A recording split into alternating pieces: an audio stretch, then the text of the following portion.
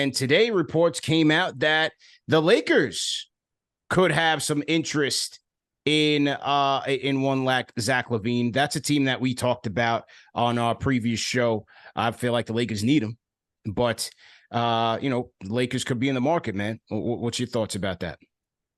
I find it funny that not necessarily that LaVine should go. I think that's a good move for the Lakers. Honestly, I agree with you. Where I think Zach LaVine on the Lakers, they need a scorer. They need a guy who can play off ball. I think him next to LeBron and AD, that's adding something that they're lacking. I know they have Reeves there, but he's struggling. Regardless, adding LaVine to that, you add another scorer. You add somebody. Now you would push Reeves down. They are able to keep Reeves, but that's enough scoring power that you should help LeBron James if you really are serious about cutting the minutes for LeBron James, right? Like that's a great idea. I'm just curious to see how that deal gets done because most of the trade won't happen until after December 15th, where most of those guys can be traded on that roster after the signing. But I'm curious to see what that type of deal how that deal works.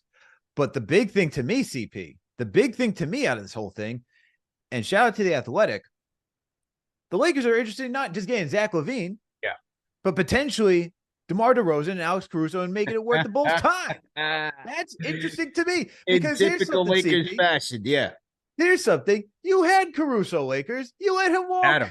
Let him walk. Then, biggest mistake they ever made.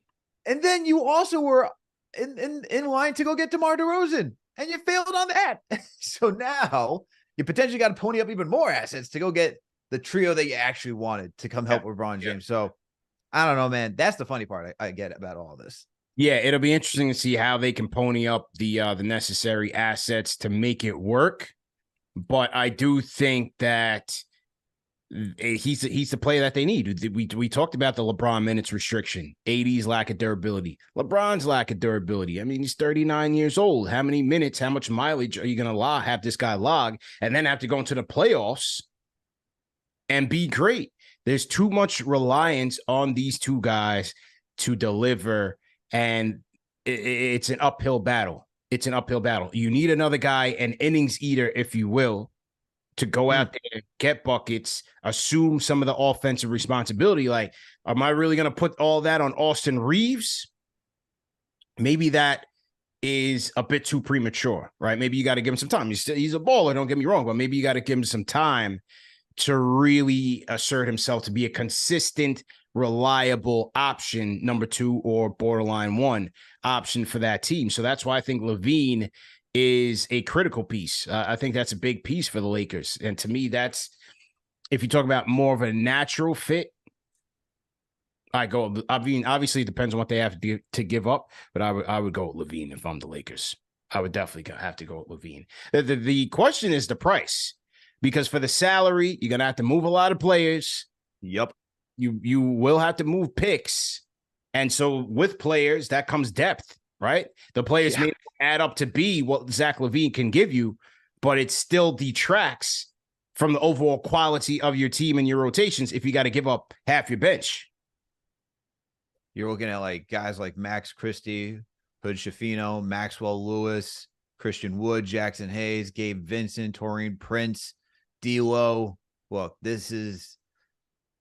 it's going to be an interesting deal because as you just said, CP, Zach LaVine's contract is not cheap. So you're going to be giving up depth. How do you round out a team like that? It's going to be top heavy once again. But then you got to think, do the Lakers then just start knocking on doors, guys who are free agents right now, bringing guys in off the street just to round out that team? Call JR back. Call JR. See what he's having a good time in college and golfing, bro. Don't leave JR alone. Let that man live. Fantastic time. This is what the Athletic had their proposal. Zach LaVine, Julian Phillips for D'Lo, Rui, Taurean Prince, Jalen Hood-Schifino, and an unprotected first. Trade, again, like you said, can't happen until January 15th when Rui becomes eligible to be moved. They say there are other ways to get a deal done as soon as December 15th, including replacing Rui with Taurean Prince and Gabe Vincent. Bulls wouldn't do that. The Lakers are also hard capped after using their mid-level this past offseason and only have about $5 million to spend. D'Lo, Rui, Torian Prince, Jalen Hood-Schifino. That's tough. That's tough. I would, of all of those guys, I'd be upset at losing Rui. Yeah. Rui's balling out. Yeah. Like I'd that's be the guy. upset at That's the losing guy you Rui. need.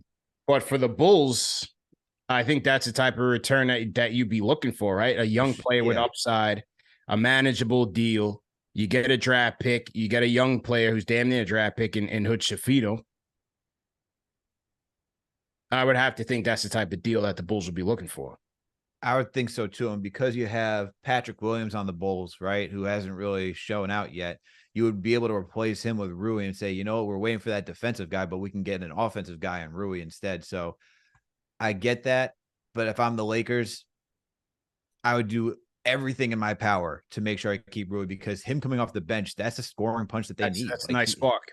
Yeah. And he's just been so efficient. As soon as he landed foot in LA, I don't know how you can give up. Even in the playoffs, man, he was showing up. That'd be a tough loss. I understand getting Zach LaVine, but once again, you become very top heavy. And then when we talk about going to the playoffs, you want that depth. You need it to make a bigger impact. Like we see it with the Nuggets, we see it with the Celtics. You saw it with the Heat last season. You need a deep team in order to make a run in the playoffs. And look, the Lakers had that too when they made it to the Western Conference last year. They did enough wheeling and dealing by last year's deadline to create that depth that they didn't have. So if they do that, I don't see this team getting back to the same place, because as talented as LeBron James is, being a top heavy team just hasn't worked out for him to begin with. Even when they won the chip, they were a very well-rounded team, right? All-rounded. So I just don't see it working out. I think they got to be very careful when dealing for someone like Zach LaVine that they're not sending too much. But this is the issue, man, when you don't have that many picks to trade. Yeah, they are limited. They are limited in terms of their war chest. And so while I think they need him the most, I'm not sure if they will get him. It just depends on the market. Like, where's Philly's interest in this? Are they interested? Like, the Lakers make the most sense, right? For many reasons. We talked about LeBron, obviously the clutch factor, but how interested is Philly? Morey wants a cap space to get a big ticket item. Is LaVine that guy where you would sacrifice your cap space for to go get? They have the assets to get him. I think they have the bench depth to go get him. But would Morey sacrifice his cap space to go get him? And if he feels like, that's the last piece, that's going to be interesting. Miami, Riley went on record after the failed Lillard trade and said that he was going to cost too many young players. Would that be the case for Miami? Because Chicago's not just going to want the salary cap relief of, a Lowry or Duncan Robinson, whoever that may be. Going to have to give up maybe a Jaime Jaquez. Is it a hero? Is it a hero swap? You're going to have to give up a young player and maybe some draft capital as well. So I'm interested to see how interested, what Miami's level of interest is. Yeah, for sure. I will say this, though. Nice touch on LaVine after yesterday's post game. I like how he was wearing an LA hat. Good job, man. You're wearing an LA hat.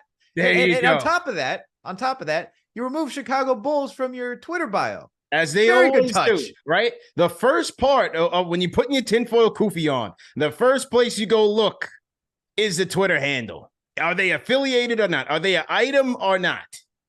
Are they together or not? First place you go and tells you everything. The LA hat was on point. Rich Paul was like, yo, man, let me tell you something. We're going to Team Clutch, a.k.a. the LA Lakers. Put on an LA hat. Look, you're from the West Coast. You're from Washington. Just put that hat on.